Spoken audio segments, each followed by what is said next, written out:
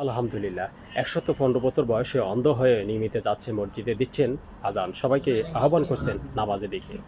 বলছি আব্দুর রহমান মোল্লার কথা।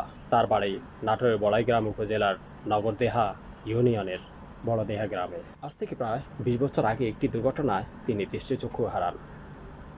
এর ৬ বছর পরে তিনি তার ছেলের সঙ্গে হজ করতে মক্কা যান। সেখান থেকে হজ পালন করে তিনি দেশে এসে একটি মসজিদ নির্মাণ করেন এবং মসজিদের জন্য তার জমিটি তিনি রেজিস্ট্রি করে দেন। তার বাড়ি থেকে মসজিদের যাতায়াতের জন্য তিনি রশি এবং বাঁশ ব্যবহার করে নিয়মিত যাতায়াত করছেন। অন্ধ হওয়ার কারণে তার যাতায়াতে যেন সমস্যা না হয়, এই জন্য তিনি রশি এবং বাঁশ ধরে ধরে মসজিদে যাচ্ছেন, সবাইকে নামাজের দিকে আহ্বান করছেন। আল্লাহ পাক রব্বুল আলামিন তার এই কর্মকে কবুল করুক। আমি আখলাকুর রহমান আশিক হৃদয় থেকে দোয়া করছি, আল্লাহ এই আঙ্কেলকে দুনিয়া আখেরাতে দুই জগতে কল্যাণ দান করুক।